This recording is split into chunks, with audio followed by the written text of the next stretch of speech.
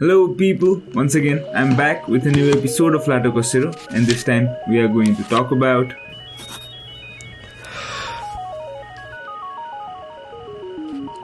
writing is a medium through which you can express your thoughts and communicate your ideas. Let's take a look at this piece of writing where someone is having a midlife crisis. Dear Diary, I was raised in a hard-working middle-class family who functioned under strict work ethics. As a child, I did not like home because my folks were never happy with my average school performance. Once out of school, I chose to take my game to the next level, picked up smoking as a cool habit, came home drunk or not at all, and did not think it was cool to wake up in the morning. I was a shy guy around women, but chose to close the gap by smoking and occasionally providing weed for the ladies, but one day, sadly, I blew my own whistle. Mother cried and father was disgusted. But life goes on and I promised that I will change. By the end of high school, my grades had followed a pattern where it was getting worse every year as I watched my friends chase their glorious future abroad. I too, only a little farther down the line, packed up my bags and headed out to find the answers somewhere far away. Now I am halfway through my 20s and still running over life like a clown. I don't have a stable job, my self-esteem is weak, and every day I look at the sun go down past another day and think, how do I get better?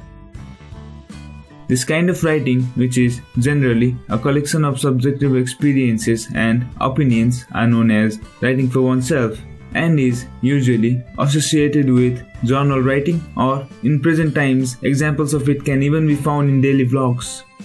The human mind is constantly seeking for answers to questions that are much more universal, be it a routine piece and everyday struggle in a man's life, or asking a more moral question such as, does fair trial exist in a country like ours? This type of writing, which are usually found in newspaper articles, books about politics, philosophy, existence, or in one of the various reference books, does not only deal with the self like the previous, but is also written objectively with an audience in mind. While producing any literature, writers practice both these types of writing. Some writers, like Charles Bukowski, draw stories from their own lives, and others, like Stephen King or Lewis Carroll, take it straight out of imagination. But for all their high fantasy, even the most celebrated fiction writer starts painting his imagination from real-world experiences. We can clearly see this when we become an audience to a story that sets to explore the archetypical nature of a human, where the hero displays traits such as, after completing a book, we as readers are bound to relate to such elements and feel connected to at least one, if not more, characters in the stories, giving us a chance to explore parts of our own nature that are still unknown to us. And maybe this is the beauty of writing, where one mind helps the other through art without ever knowing each other in real life, creating one of the most unpolluted forms of communication. But for all the good that it does, not many people write, and out of those who start, not all finish. And I belong to this fraction of wannabe writers who gasps and fails and sighs and procrastinates, because writing is not as easy as it reads. After all, being able to expand your idea, develop a suitable narrative without losing your style or message, and being able to create a real or fictional world far past those mediocre crowds demands many times a leap into isolation and seclusion, which are the enemy of our biggest want in a culture where accessibility to feed and entertainment are endless and the urge to dive into them stronger than ever. And no matter how many times may I tell myself that in order to break out of this vicious environment, I need to run inside fixed principles, I still fall through the rabbit hole and do it all over again.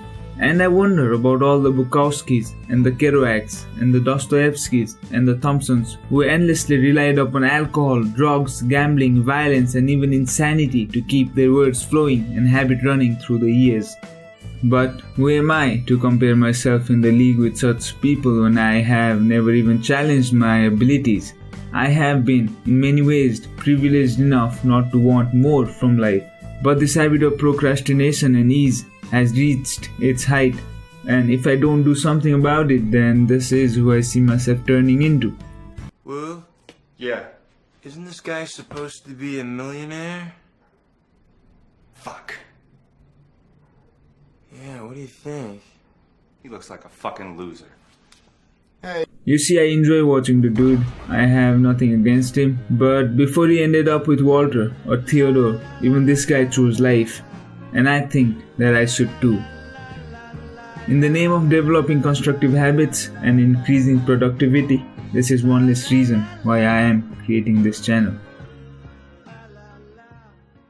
Moving on, let's talk about the second shitty reason why I am making myself believe that doing this is going to earn me some money. What I believe may not be worth so much, but hear me out when I say that at the core of everything, we are all salesmen. Cheap or admirable, all politicians sell hope. Dead or still alive, all writers sell stories. Whether you have saved or donated, all philanthropists sell goodwill. Born or unborn, all gods sell a way of life. And if you look closer, then all of these people, including God and filmmaker, are creators who need an audience to sell the soul in order to exist in this world. A work that does not go through the struggle of being born, recognized, criticized, and finalized will simply have lost its touch with its audience. And this is the second reason why I need a channel. Those who made it till the end of the video, was it worth your 6 minutes? Let me know in the comment section below, because with this last piece of information, I am going to stop talking now. So until next time. Wow. Baby, I got a surprise for you. Hey, my snakeskin jacket. Thanks, baby. Did I ever tell you that this here jacket represents a symbol of my individuality and my belief in personal freedom? About 50,000 times. I got us a room at the Cape Pier. And guess what? Fireman's playing at the